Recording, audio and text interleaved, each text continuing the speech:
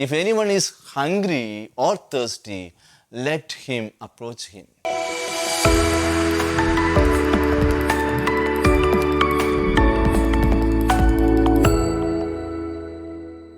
My dear brothers and sisters, we have a gospel passage from the Gospel of John, chapter 6.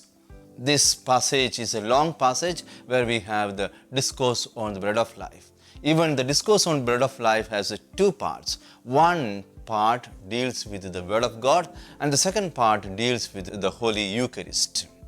And today we are having the bread of life as the word of God. Jesus gives so many promises in today's passage. The first promise is that if anyone is hungry or thirsty, let him approach him, because he will satisfy them. Second, if anyone feels that lonely, let him come to him, so that he will never cast him out. Third is that he is ready to give him everlasting life. My dear brothers and sisters, we know that in our life we are hungry and thirsty for so many things. We are hungry for appreciation, care, happiness, joy, companionship. But many a times we do not experience them from others because they themselves are in need of all these things.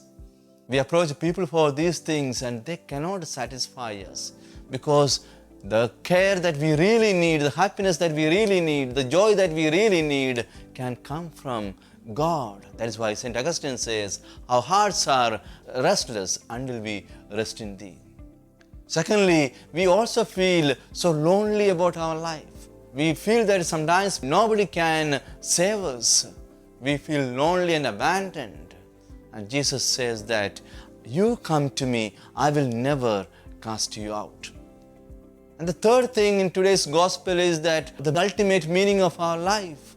What will happen to us in this world? That's our question. What will happen after this world? The Lord tells us that He will give us everlasting life and He will raise us on the last day. My dear brothers and sisters, Jesus is presenting Himself as the bread of life, as the Word of God.